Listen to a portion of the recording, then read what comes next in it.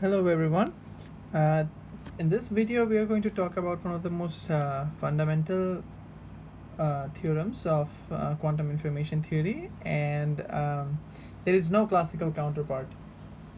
Okay, there's no classical counterpart for this theorem. So roughly speaking, what it says is that quantum information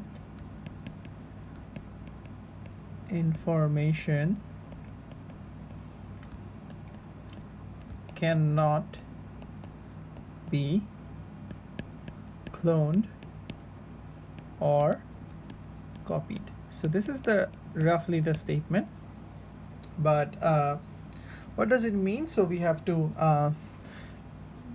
talk about it in a bit more details, and we will prove it by the end of this video. Okay, so let's first try to explain what it means by cloning or copying. Okay, classically, if I ask you, can you copy classical information? The answer would be obviously yes. How do you know that? The most easiest example is photocopy machine, right? You have some, let's say you have some paper A which you want to copy, and you have a blank paper B, and you have some machine M, and what it does is that you use the machine. Your machine changes because it loses some ink, so it becomes M prime, but your A stays as it is, and your B, the blank page, becomes same as A. Okay, so this is the idea of cloning or copying in a classical sense. So what would you do for the quantum system? All right, so let's say so this is the quantum case. So in the quantum case, let's say I have some state psi which is in system A. So I have two subsystems, A and B, and I want to copy the information of A into B, and I have some machine M. Okay, so let's say I have some system psi A which I want to copy, and I have a blank state. I have a blank state which is my B, and I call it 0. All right, this is just a quantum state which I know, so I call it a blank state. And let's say my machine stays in this M0 state initially. All right, and you can see that these states are independent of psi A. Okay, these are three independent systems, three independent states.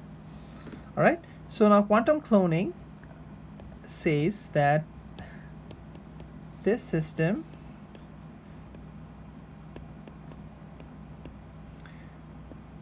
will be transformed by some unitary transformation to psi A, psi B, and your M can change. It can be M psi. And okay, let's call this system M. So in system M. All right, so this is the idea that you had this vector, the blank vector, as we were calling it, the blank state, and it got changed to whatever you had in this in system A. All right, so you have just copied whatever you had in system A in system B. All right, so now this is the idea of cloning, but in a formal sense in a quantum system. Now let's write down the no cloning theorem. No cloning theorem. All right, so let me write it down first, and then I'll explain each and every part. Let S be any set of states of A that contains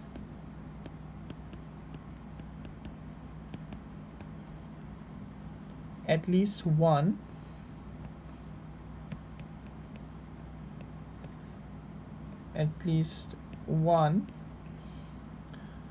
non-orthogonal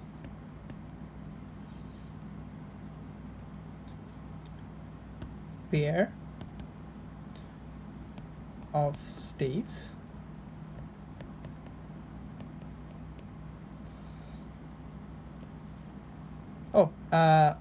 one thing to notice here is that this is a unitary transformation. As I said in the last video, that your transformation has to be unitary. Okay, so then no unitary process exists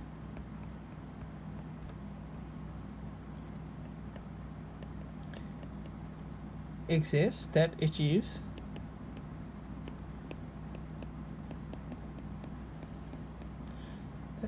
cloning for all states.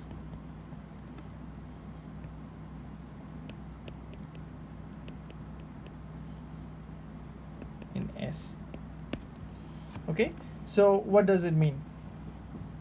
So S is a set of states. That is pretty clear, that S is any set of states. Okay, and of A. So these are these states. Okay, and that contains at least one non-orthogonal pair. This is the most important thing, that it contains at least one non-orthogonal pair. At least one non-orthogonal pair, because if you have if you have some arbitrary state psi A, you can demand it to be cloned. But if there is a large set of states which you want to clone, then if there are non-orthogonal pairs, then you cannot. We will prove it in a bit. Okay, then no unitary process exists that achieves cloning for all states in S. Okay, so if you have you can already guess that if you have a non-orthogonal pair, then you cannot do it for all states. So given any paper in a photocopy machine, you cannot copy.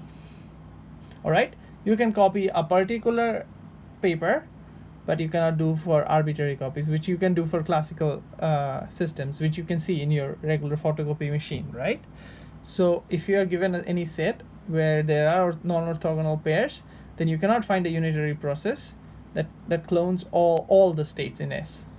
All right, but we have to prove it. This was just a claim. So let's try to do the proof.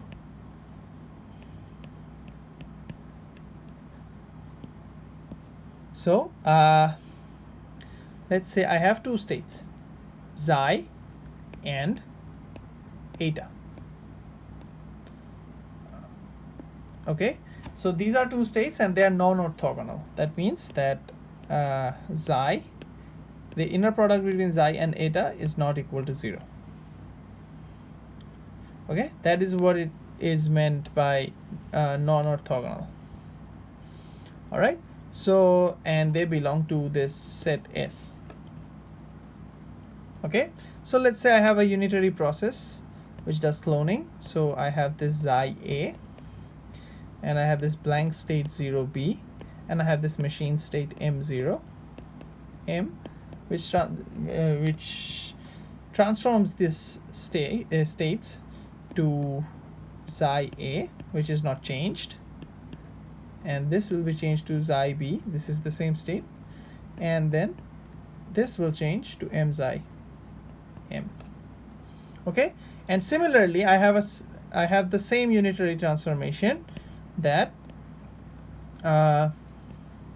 does this eta A and this blank state 0b, and you have this machine state m0 m.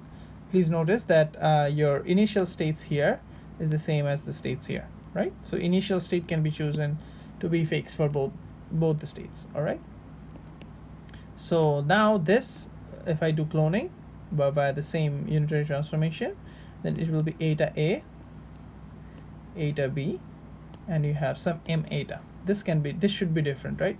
In general, m eta and m xi should be different. So now what we know is that any unitary process, as I say, these are unitary, any unitary process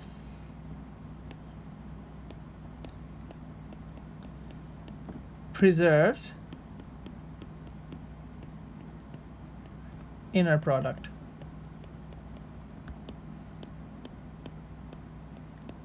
Okay, we know that any unitary process preserves the inner product. If you don't remember, then this and this is the inner product between them. If you do a unitary transformation, it will go to UA, and this will go to B U dagger, and U dagger U is equal to 1, so it will just be this equal to this. Okay, this is a short proof of unitary evolutions preserves inner product. Okay, so now the inner product between these two vectors should be equal to the inner product between these two vectors, because this was a unitary transformation, this was a unitary transformation, and unitary transformation preserves the inner product. Okay, so if I do an inner product, then if you remember, then when you have a product state, you can take inner products between the subspaces. So what I mean by that is, if I take an inner product of the left hand side, what I get is xi times eta. This is coming from the A system. 0 times 0, which is coming from the B system, and m0 times m0, which is coming from the M system. All right, this should be equal to the inner product here, so which is xi and eta. A comes with the when you're taking the inner product of a product space, then this is the way that the A subsystem part should have the corresponding A subsystem part, and there should be an inner product between them, right? If you remember from your linear algebra that we introduced at the very beginning. And similarly for B part, you will have the same thing, xi and eta, and you'll have the third number, which is m xi and m eta. M xi and m eta. All right, now these two, 0 and m0, these were in my initial states, so the blank paper and the machine. I can obviously think of them as normalized states, so this would be equal to 1, and I can also choose the machine state to be equal to a normalized state, so which is the norm of this is 1. All right, so if I do that, then this will be nothing but xi times eta is equal to xi times eta, xi times eta, and m xi times m eta. All right, now we know that the inner product between xi and n is not equal to 0, right? At the very beginning, we assumed that they are non-orthogonal pair, right? If they are non-orthogonal, their inner product cannot be 0, unless they're identically 0, but they're not identically 0 because these are general states. All right, so if this is not equal to 0, I can obviously divide both sides by this number, because these are numbers, right? Because these are inner products, these are numbers. So if I do a division on both sides, I get a 1 on this side, one of them cancels, and I'm left with zeta times eta, and you have xi times eta, and you have m xi m eta. Okay, now what do we know from here? What we know from here is that this psi times eta is less than 1, right? because they're inner product and they are non-orthogonal, they are normalized vectors, so their inner product should be less than 1 because they're normalized and they're they're not orthogonal to each other, right? So if zeta is not equal to eta, then this is true. Their inner product is less than 1. It's pretty simple to understand. If you have a unit vector here, and if you have a unit product if you have a unit vector orthogonal to it, their inner product is 0. If they're aligned in the same line, then their inner product is 1. But if it is something in between, their inner product is less than 1, and in between 0 and 1, and they're not equal. They're not equal to 0 and 1. It's their inner product would be 0 is less than or equal to, let's call that x, less than, if they're non-orthogonal and not equal, then it's strictly less than equal x is less than equal 1. So that is what I am saying here. Okay, and similarly m's are unit vectors because they are physical states. So m xi, m eta is less than or equal to 1. All right, now you have everything. You have two numbers. One is this and one is this. Their product is 1. All right, this is strictly less than 1. This is less than or equal to 1. Then their product cannot be 1. Think about it. If you want their product to be 1, then either both of them has to be 1, which is not the case here, or one has to be less than 1, the other one has to be greater than 1, which is not the case here because you cannot be neither of them can be greater than 1. All right, so this is not possible. This is a contradiction. This equation is not satisfied. So there is no unitary process that can perform this cloning for non-orthogonal states, and that is what is proved. That is what has proved our no cloning theorem. So whenever you have, you can clone a particular state, but if you have a set of states where you have at least one non-orthogonal pair, then you cannot do it for them. Or to be more precise, for general systems, you cannot do cloning for general states. All right, I hope this is clear, and this has fundamental consequences, and we will talk about it in the next video. All right, thank you.